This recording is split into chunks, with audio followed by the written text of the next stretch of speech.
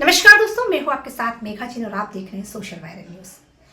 इस वक्त प्रयागराज 2025 का महाकुंभ चल रहा है। हजारों लोग वहां पहुंच रहे हैं। ऐसे में हम कई साधु संतों को वहां पर देख रहे हैं। सनातन संस्कृति का ये महापर्व लोग मना रहे हैं। और खासकर अगर चर्चित चेहरों की बात की जाए तो IIT बाबा, जिन्होंने लाखों का पैकेज छोड़कर अब संन्यास धारण कर लिया है। पर हाल ही में एक नया चेहरा चर्चा में आ गया है। नाम है ममता कुलकर्णी। 90 के दशक की जानी मानी एक्ट्रेस, कई मशहूर एक्टरों के साथ काम कर चुकी, कई फिल्मों में काम कर चुकी ममता कुलकर्णी ने अब संन्यास ले लिया है। चूंकि ममता कुलकर्णी किन्नर अखाड़े पहुंची थी और वहां पर किन्नर अखाड़े में उन्होंने जगत गुरु किन्नर मां से महामंडलेश्वर की उपाधि प्राप्त कर ली है।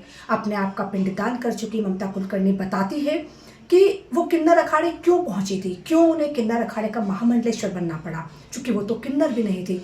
वो बताती है कि जिस तरीके से किन्नर अखाड़े में स्वतंत्रता मिलती है, हमें ना वहाँ पर बाल काटने पड़ते हैं, ना पहनने के लिए पोशाक की कुछ आवश्यकताएं होती है।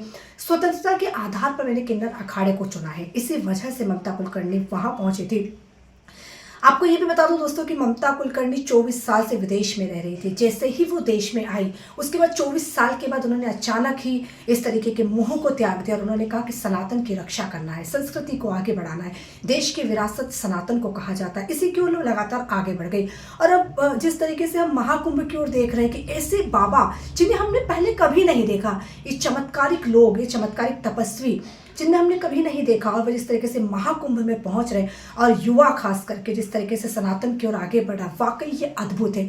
और ये समझने वाली बात भी है कि जिस तरीके से लगातार देश जिस विरासत की ओर आगे बढ़ा था, चूंकि सोशल मीडिया का ज़माना है, टेक्नोलॉजी का ज़माना है, हम टेक्नोलॉजी के साथ साथ अब किस तरीके से संस्कृति और भगवा यानी कि सनातन की रक्षा कर सके, उस ओर कई साधु संतों ने भी इस पर बड़ी बड़ी बातें कही है, प्रवचन देते हैं लगातार साधु संत, और इसको आज देश का युवा सार्थक भी कर रहा है। तो ममता कुलकर्णी का भी यही कहना है कि वो इस तरीके से एक सार्थक पहल की ओर आगे बढ़ रही है, संन्यास की ओर आगे बढ़ रही है।